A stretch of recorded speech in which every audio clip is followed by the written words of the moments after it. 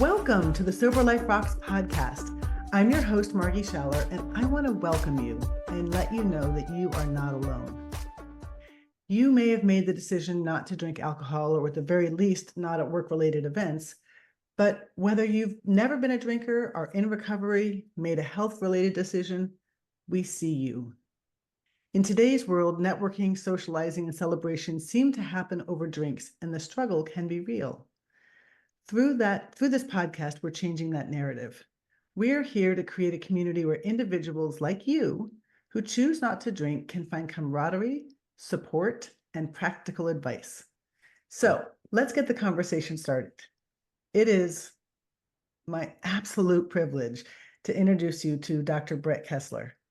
Dr. Kessler is past president of the Colorado Dental Association and is now, wait for it, the president-elect of the American Dental Association. He's known as a catalyst, a seeker, a writer, a leader, a mentor to many, and an adventurer. In fact, the very first time that I talked to him, he was just headed off to the slopes of Colorado to go do some skiing. I know he does endurance events, including 2 finishes at the Ironman World Championships in Kona.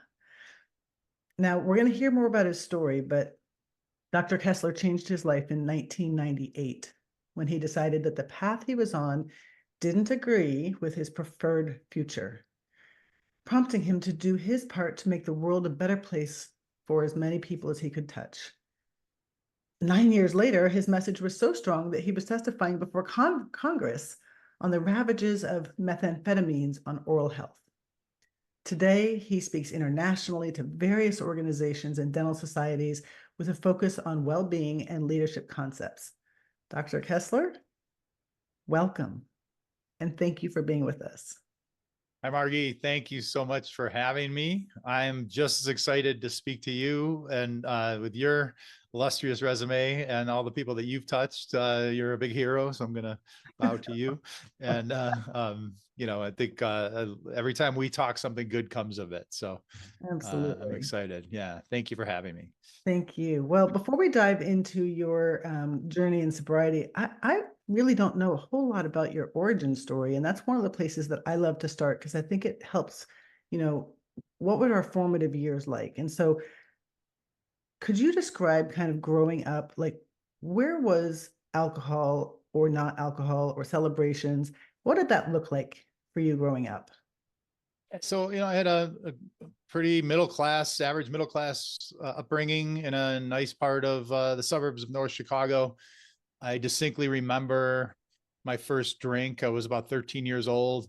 And I remember drinking a beer, smoking a joint, and kissing a girl all within about 10 minutes of each other. And Wow. I felt like this is how I want to feel for the rest of my life. This is amazing. And and it just kind of, that I would chase that feeling, throughout the years, not knowing it was ever going to become a problem. But it did come up, and I crossed over that line at some point, and it became an actual addiction, diagnosed disease of addiction. But throughout high school, I was an athlete, I was a musician, I was a good student, honor roll. Same thing through college, did well, and I didn't think I really had a problem, but I knew when I tried cocaine for the first time, that was the closest feeling that I had from my origin back when I was 13. And I told all my friends who I was with, don't ever let me do that again, because I know I'm going to love it. I know I love it. And I know I could be in trouble with it. And within a few weeks, I was, buying large quantities of it. And, and it took off. It became, my problem with it was whenever I had it, I would do it until it was gone. I would binge and binge and binge, and I would disappear for days on end. And, all bets were off. But then I would take months and months without doing it again. So like I never thought it was a problem. And, and I did well in college, and I got into dental school. And when I went to dental school, I made a conscious decision to do no more cocaine, because doctors don't do drugs. And so, and I didn't, actually I did seek help in college for it.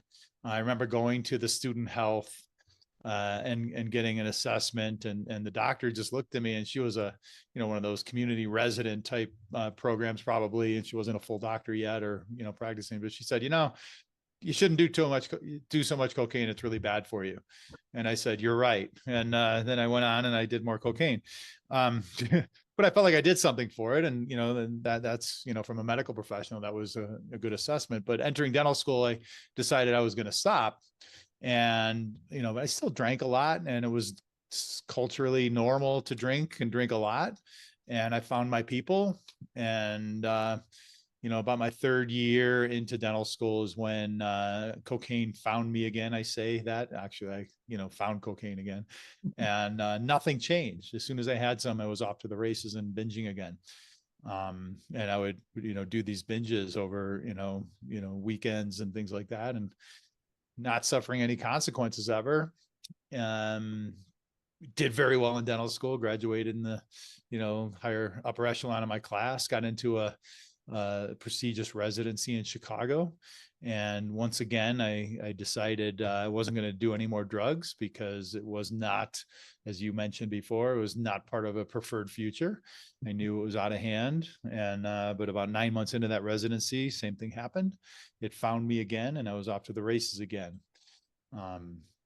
During my residency, we would have different medical specialties present to us on how, oral health and, how it affects the overall systemic health and things like that. And one of the in-services that we had was on addiction medicine. And the addiction medicine doctor, she presented that, the typical doctor can be an addicted person. And, and I thought it was an intervention on me. I was really scared, actually, because I was missing a lot of work at the time due to the addiction. I would never work on patients when I was drunk or high. And, but, so I just called in sick, and that's what I was doing. But what I learned from that addiction medicine doc was that, that the typical doctor would present as an alcoholic or an addict. They would be in their late 50s, early 60s, hypertensive, some liver failure, maybe some jaundice in the eyes, heart problems, shakiness and things like that. And, I was in my mid 20s, or, mid to late 20s at the time. Like, none of those, boxes were checked in my mind. And so I didn't think it was a problem. But she did say that there was a well-being program for any licensed professional in each state. And if you called that wellness program, they would direct you towards help, and it shouldn't affect your license. And so I filed that away. And a few years later, I was working in Michigan, and I took my staff from Michigan to Chicago for an AGD meeting, and I disappeared. I bought a large quantity of drugs, dropped them off at a hotel, and just disappeared on a binge.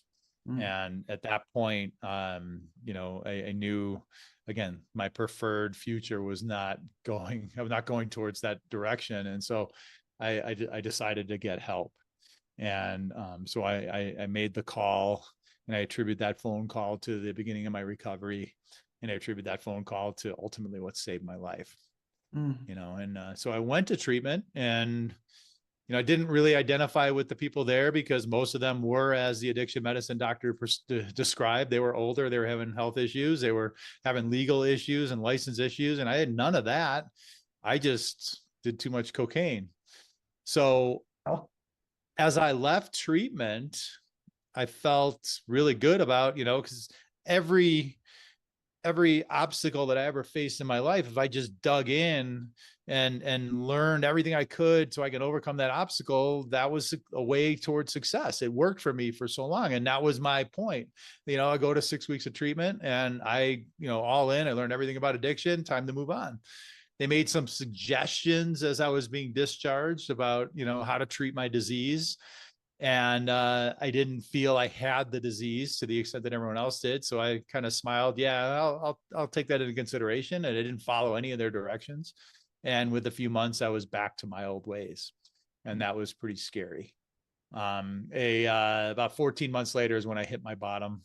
And, I went back to Chicago again for my best friend's mother's funeral. And I could not stop myself from buying drugs. I I was in my head the entire drive from Ann Arbor, Michigan to Chicago. And I just on autopilot just drove right to the dealer's house, and I could not stop myself. I made it to the wake. I never made it to the funeral. The Mm. jig was up. My wife wasn't so happy with me, and she made an appointment with my treatment center, and got some tune-ups. And but really where I found recovery was in the 12-step recovery modality, and I'm an active 12-step meeting goer and worker of steps, and that's what works for me. And and that October 21st, 1998 is my sobriety date, and it's what I always say, it's a good start. I never want to have too many years and not enough days, but I do everything, every day I do something for my recovery, as was suggested when I left treatment. First But and second times, right? takes us, sometimes we're experiential learners, and we have to learn for ourselves, and that's what works for me, and it continues to work for me. And I'm really grateful for the life I've been afforded, this second chance in life, and the opportunities that I've been able to take advantage of. And I get to give back at the ultimate pinnacle of dentistry. The profession that was there, that answered the phone, that saved my life. Now I get to serve it at its highest level, and I'm so grateful. Yeah. Well, that's amazing. Thank you. Thank you for sharing that story. I know that you are public about it, but every time that I hear it, it just strikes me that we hold doctors, dentists, lawyers, we hold people of these higher echelons to a higher standard. And we often don't see them as humans with human existences. We don't see Yeah. the white coat. And so when somebody like you is willing to share at that level, I think it really opens the curtain for others to be able to look at themselves. So thank you. That's my hope. I hope somebody who hears my story will ask some questions if they're not in a good place, and seek help, and no, you don't have to do it alone. And doing alone is probably not the preferred way to get help. Yeah. So, And what I heard was a couple things. One is that you can't yeah. learn your way out of addiction. Mm-hmm. And that Yeah. was my experience as well. That all the head knowledge in the world only just served to feed my deep rationalization around everything I was doing. And I'm sorry to cut you off. I speak to so many dentists and hygienists in confidential conversations, and there's a big guard up with them, and they're not ready to admit they have a problem. And let's make up this man named John, who I talked to recently, who was drinking and doing a lot of pills, opiates, and injecting himself with ketamine. Okay. And he hit a bottom, and he's resolved himself to never do it again. And that's what he's telling me. And I'm like, well, did you do any treatment or anything? No, I'm good. I'm like, your best thinking, you're a smart guy. You got through dental school. You got a successful practice. Your best thinking got you to, think that it's okay to drink and use opiates and shoot up with ketamine. Your best thinking did that. You can't trust your brain around this. Even I know right now you feel like this is absolutely, the answer. You're never going to do it again. And I believe you think that the disease is much stronger than the current moment in your will. yeah, And I had to learn that the hard way. And unfortunately, so many people have to learn that the hard way. And many people die in pursuit of trying to figure that out. yeah.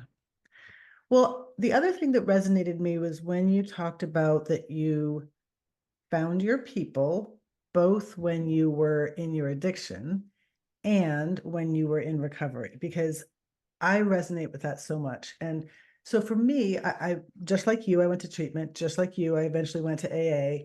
And the 12 steps for me were a great place to strip away that denial, to Mm-hmm. really get into a place where I was just face to face with my powerlessness over that first drink. Once I have that first drink, bar the doors.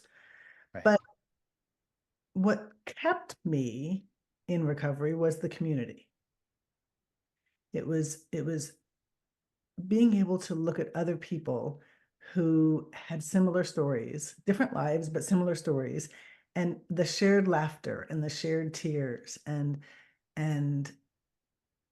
just not feeling so shamed or so unique, or like I have to do this all on my own.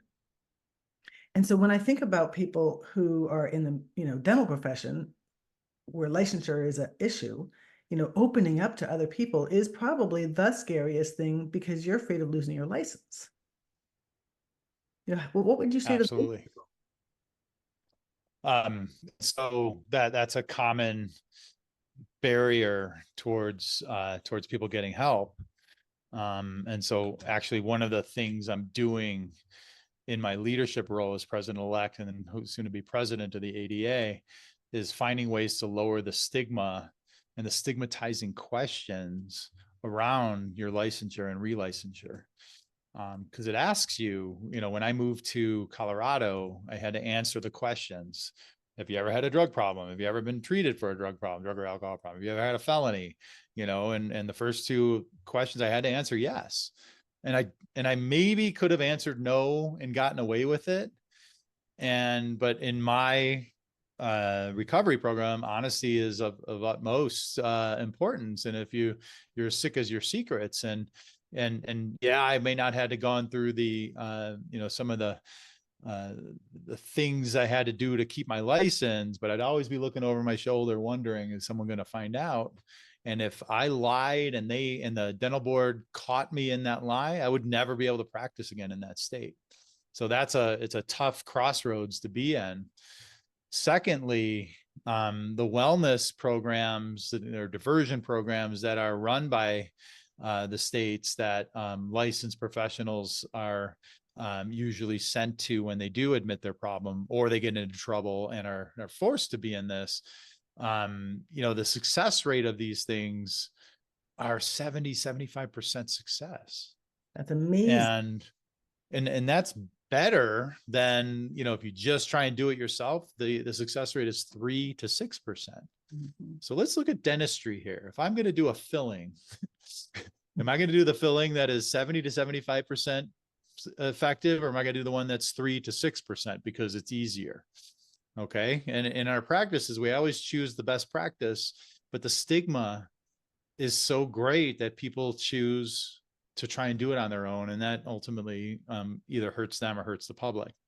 And so we're working to destigmatize those, those license renewals and credentialing renewals and things like that, because it really is illegal, if you ask me, because addiction is a disease of the brain. And they don't ask about any other mental health issues. They don't ask if I was diabetic, how do I maintain my diabetes on a regular basis? Or how am I maintaining my hypertension? And so it is stigmatizing.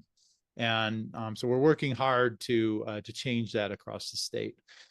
An untreated addiction will lead to death and or jail, and as a dentist, potential great harm to patients. And we can't, as a professional, we can't allow that to happen. We can't be shooting our wounded. We need to be there for our colleagues. We need to extend that open hand that was extended towards me and towards you. When I showed up in the AA rooms for the first 14 months before I got sober, it was not a place I wanted to be. After I hit that bottom, it was the only place in the world that I felt comfortable for a while, because people were there that shared my story. My first sponsor or mentor in the 12-step world, was a triple board certified physician. And this guy was, had long-term sobriety, and, I wanted what he had. And so I got to know him. I befriended him, and he guided me basically through the steps, which gave me tools for life that I didn't know how to access when I was in my addiction. And, I kept going to meetings. I still go to meetings because I hear the stories of people facing challenges without drinking and using the tools that they picked up through their personal journey and the personal step work. I have a good forgetter, and I'm wired to feel good with the least amount of effort. And when I do that, I run into trouble. Yeah. And, I can honestly say I haven't had a drink or a drug since 1998, but I haven't been, so perfect in my life either. And the 12-step journey has taught me how to live my best life, because first it taught me how to be sober, and then it gave me a life worth living. It gave me purpose. It helped me find my purpose. Yeah. And there are many ways that people can get and stay sober besides AA. Yep. You and I both grew up in AA. I myself, credit my whole foundation, and without AA, I wouldn't be where I am today. And for me, it didn't provide me everything I needed. In the area that I grew up in or got sober in, it was very, the AA rooms were very blue collar, which for me was actually amazing because I needed to come off my high horse. I needed to be a people amongst people. And I became friends with people who had previously been homeless and were part of, sober biker groups, and, teachers and janitors and bus drivers. And it was amazing because it helped strip away this, like, I'm all that, right? Right. And Yep. and they couldn't have been nicer to me and my kids, and I built this community of just amazing friends.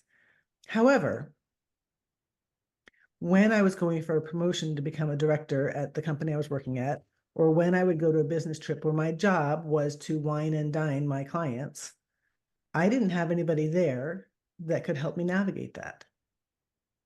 And so I felt once again as though, like, I was facing some of these things alone. The advice I got was, when things get tough, just have an exit plan. Well, if you're responsible for wining and dining people and you have to pay the credit card, you're not exiting until that dinner is done or that event is done. And so I had to come up with, other coping strategies. But I wish that I had had others like me who I could have talked to about those sort of things. Now, you recently invited myself and one of our members to a place like that for doctors and dentists called the IDAA. And I would love for you to tell me, like, how did you find them? What are they? And what role has that community played in your life? Sure. So as I mentioned, where I first got sober, my first sponsor is a physician, and he was brought up through IDAA. IDAA stands for International Doctors and Alcoholics Anonymous, and the name is it's a bigger umbrella than just the name reflects, and it is basically for all doctorate level healthcare professionals, with a license, and and their families. There's an amazing family component to this group. And so my wife, there's a convention every summer in various parts of the country. This year it will be in July in Spokane, Washington. But anyway, my wife comes and she does her program. My kids have all been through the children's program and the teens program, and now there's a 20s program that they're part of. Some of their lifelong friends, they were grown up basically in recovery and surrounded, and it's been really helpful in their lives. And that's a whole other story. It's a whole other podcast, Margie. But anyway, as I first got sober, there were specific meetings for healthcare professionals, and it was called a caduceus meeting. And so my sponsor brought me to those meetings where there were doctors, nurses, dentists, pharmacists, veterinarians, and it was one of the meetings I looked forward to most every week. I too loved the street AA, with, just the garden variety drunk, whether it was a doctor, a millionaire, or someone who just, getting off the street. I really, because it's a human condition, and I wanted to be part of the human race. Most doctors don't think they are part of the human race, by the way, but they are. Um, and so, but every time I would go to the caduceus meetings, there was a part of my recovery that I really was reluctant to talk about in the street AA meetings. I couldn't go to the street AA and say, I'm ashamed because I was hungover working on patients. I can't say that in a regular meeting, but in that meeting, that it's a safe place to talk about that kind of stuff, because many of us had done that. Okay. And so, there were, people who were, in trouble with the law for, writing false prescriptions, or diverting drugs from their patients in the hospital, or injecting themselves with drugs in the hospital, or stealing drugs from the hospital. Those are felony offenses that, the general population of the world doesn't look too kindly to. And I am someone, I'm a pretty empathetic person for, things that we have done while we were under the influence, or active in our disease, I guess is a better way to say it. And we should be held responsible for any kind of harm that we've caused the world, and any kind of laws that we've broken. We don't get absolved of them just because we were sick at the time. But I want to do everything I can to maintain my recovery so that never happens. But the shame involved in that is so great for our colleagues that, many of them will keep that we're sick as our secrets. And that's the kind of thing that will cause them to relapse. That's the kind of thing that will, take them down the path towards, suicide and things like that. And so it's a real safe place for people to get together. And these meetings, every region in the country, and, in many regions across the world have these regional meetings. And it's safe. It's a safe space for these kind of discussions.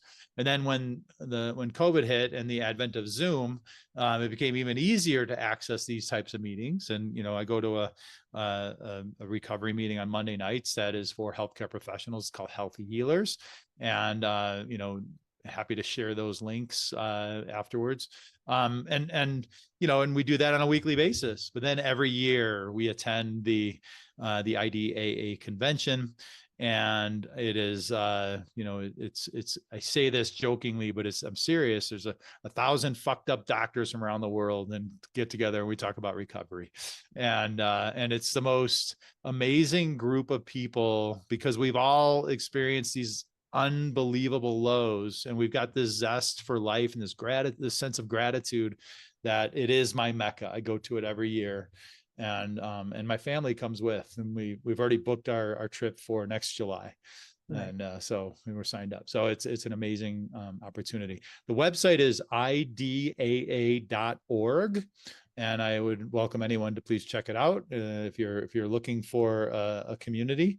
And there are the list of meetings, maybe 50 caduceus meetings across the country every week, and you can access those through that website. Perfect. Thank you. So and wait, and Margie and Heather got to join me this past year. So I'd love to hear your experience there. I'm going to throw the question back to you. For sure. I mean, my experience there was so good. It was, as a fellow recovering alcoholic, I felt part of, but not being a healthcare professional, it was almost a fly on the wall experience in some ways. And what it did for me was it reinforced what we're doing at Sober Life Rocks. Yes. Because back to the initial comment, I found my people. Right. That's what I hear you saying, is that in these caduceus meetings at IDAA, like, you found your people that hold you up when you're down and shine the light into the future that you could have. And that's what I heard at this meeting. I heard people who had been through just excruciatingly tough times, mentoring others who were just at that low, who were just coming out of their addiction, facing all the consequences. Like, here's how you can do it. We're here, we're holding your hand, we're doing it for you. Along with people talking about, like, I want to grow my practice, or I want to get that, next degree, or I want to get that next thing. And people like celebrating, like, that's what we can do in sobriety. That's what we want to build at Sober Life Rocks for all of those who are not a licensed healthcare professional. I know lawyers have a similar, closed group. Lawyers and judges do for their professionals, but all of the other people who are professionals who face things that we may not have in common with our community in our 12-step groups or wherever else you got sober. That's what we want to create. And I'm so grateful that you invited us there, because it just gave me that, like, yes, this is exactly the path we're on. This is where we are. So one of the things we talked about while we were there, Can I yes, ask one more question? yeah, Or make one more comment around that? Because you talked about when you were, in charge of wining and dining your clients, and you were alone. When we first met and you all described what Sober Life Rocks is, I mean, it was just as moving to me, because I've been on this like island, navigating through organized dentistry all these years. I've got a handful of dentists that I know that are in recovery, but they're not active in the meeting circuit per se. And when I met you and I found out what you were doing, it was just such a gratitude moment, because it's so important, because addiction is about isolation, and we can be isolated in a group of 100 people. But if I had one person who knew I was sober in that room, I would never feel alone. And that's what I think the epitome of Sober Life Rocks is. So I'm just gonna show I don't think you can see there it is. You can see my little Sober Life Rocks sticker. I have it on my computer right here. You can't see that in the camera, but I've got I truly believe in the mission of what we're accomplishing with Sober Life Rocks, and want to see it be that resource for anyone in the profession to be able to access at will. thank you, thank you. And one of the things we talked about while we were there at the IDAA in Baltimore this summer was, as you said, the organization is for people who are doctorate level licensed healthcare professionals. But what about the hygienists? What about the dental assistants? What about the people even in the front office who, their friends look at them as people in the medical profession, whether or not, they're doing clinical things or not? What about all of the other ancillary healthcare nurses and all of that? We welcome everybody. We're here for the professional, licensed or not, in or out of dentistry, in or out of medicine. If you're a salesperson, if you're an accountant, help, all of the above. So I would ask you one more question. When you go to social events today, you go to a lot of meetings. Yes, I do. And there's all of the pre-meetings for the important people. There's the networking meetings as part of the conference. Then there's the parties thrown by the sponsors. And tell me your strategy. How do you navigate through those things? Well, first of all, I've been very open about my recovery for well over 20 years. So it's no secret in these rooms. And there are people out there that, that know me in just about every room that I'm in recovery and I don't drink. There's a lot of people that are new, especially, they're worried about what people will think about them if they're not drinking, because it's like socially expected to drink, but that's a story we tell ourselves in our head. And so first of all, when I go into a meeting or an event like that, I get my own drinks. I don't take drinks from other people unless I know that other person knows me and, they're going to get me that soda water with lime. Okay. And I don't drink soda water with lime, so everyone thinks I'm drinking a vodka gimlet or a gin and tonic. I drink soda water with lime because I like soda water with lime. Okay. That's it. I don't care. So I get my own drinks. If I'm not feeling comfortable, I have a cell phone, and I've got a list of people that I can contact at any moment. As I am for them, they are for me. And I can always just leave. And I do that sometimes. I'm not feeling comfortable. I'm like, if there's no real reason for me to be here, or my sobriety is threatened, or I'm not all on a good emotional space, I just leave. And I go, for my own personal wellness, I'm very diligent about my sleep. I don't party till midnight anymore. I'm usually in bed before 10, and I get up at 5 and I go run and things like that. So, I try and eat well. I try and stay very well hydrated, and I try to stay spiritually fit. And so if someone asks me why I don't drink, I tell them, I go, I used to drink and I don't drink anymore. And like, why not? Well, sometimes I'll say I'm an alcoholic in recovery. Sometimes I say it doesn't agree with my preferred future. Sometimes I say I've had my share and it doesn't work for me anymore. And if they bother me with it, I just say, hey, thank you. I shake their hand and I walk away. Okay. I don't need to be around people that have to force me to do that. Or to be in those positions. And I'm not a teetotaler, I don't I am watching everybody, and I don't mind being around drinking. I'm 25 years sober though. And if you're early in recovery, that may be a big trigger for you. And so if you're triggered, then I recommend you don't go to those. But I don't mind being around alcohol. I don't like being around drunkenness though. And that behavior I've got very little patience for, and so I just leave for those reasons. I've never been around my drug of choice, cocaine, since I got sober, and that scares the heck out of me. I don't know what I would do if I saw that, but I do know what I would do because I have tools today. I've just never been put in that situation. Okay, all of that matches in the line exactly with what I do. Now you're at a dinner, and the first thing that happens is that the waiter comes and orders all the drinks. And so Yep. then you sit there while people start to drink. And then they come back and they say, can we have appetizers? And so people continue to drink. And then they finally come and ask about your meal. And you're an hour in before you ever even see your food. Meanwhile, your people at the table have been an hour into drinking. Now the conversation's getting a little silly. Uh-huh. So, and one more thing with, there's 2 wine glasses in front of me too. And, and I was at an event on Saturday where, there was a glass of champagne already poured at my spot at the table. And there were 2 wine glasses, and the waiter came around and asked me which red or white that I wanted. And I said, neither. And I put the champagne glass in the middle of the table. And, so if anyone wanted it, they can have it.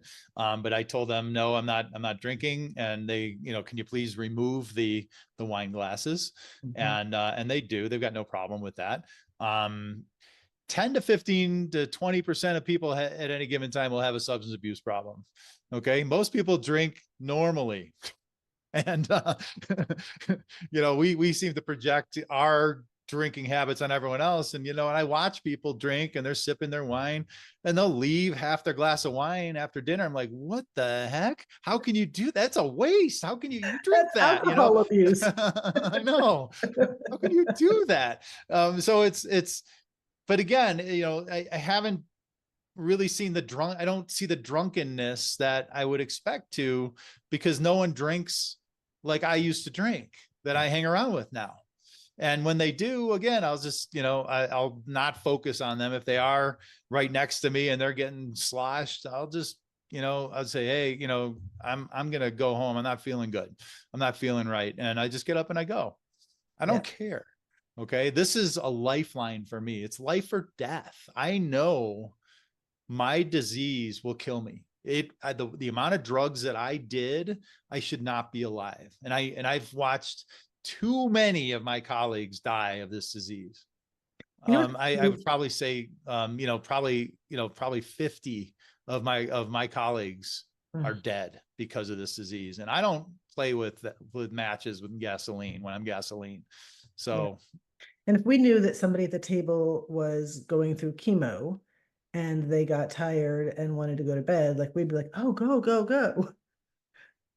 But for some absolutely. reason, if we feel tired and not doing well, we're wrestling with ourselves if it's okay to go. Right. And it's all the stigma and it's all the stories we have in our head. And we can change the story to protect ourselves, and that's okay.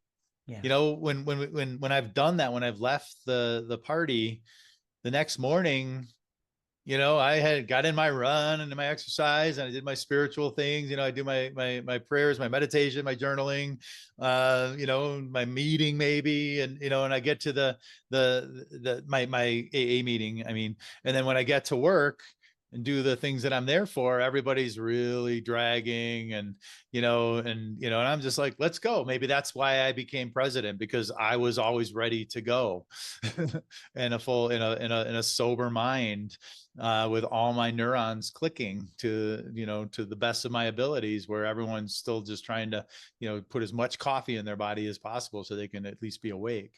Yeah. So I've never regretted leaving. I have regretted staying. Yep. Yep. Absolutely. Before we end, is there any other closing thoughts or things that you'd like to say to the people who have listened this far? I applaud anyone who is seeking a sober life, and it's a courageous path. It's a courageous path, first of all, because of the stigma, but it's even more courageous path because very few people take these steps to live their best life. And obviously, whatever reason, if you're a full-blown addict or alcoholic, or you just don't like the way alcohol interferes with your life, or you just never drank and want to be around people who don't drink, to live this life so you can have your best life is a courageous path. And I have this observation that I've had over the years, that when you're on a path like this, angels always appear along the path, and they appear with a message. And sometimes the message is keep going. Sometimes the message is, hey, maybe try this. Maybe the message is, you might want to rethink that. But if you're on this courageous path, those angels will appear. Look for those angels, and know you don't have to do this alone. Many of us aren't mind readers, and so if you are struggling, the courageous step is to pick up that phone and make that call. And and all of us in recovery, we answer. It may not be immediately, but we answer the call. If we don't get you by phone, call us by text, direct message, or whatever. But you put out that signal you're struggling, we show up because we know what's at stake. And so, and then the way to get long-term sobriety is we don't drink no matter what, one day at a time. Yeah. Thank you. Thank you for being a member of Sober Life Rocks. Thank you for being sober. And thank you for all that you're doing to shape a world in dentistry where we can normalize sober choices and where people feel safe and honored and cared for as they come out of their addiction.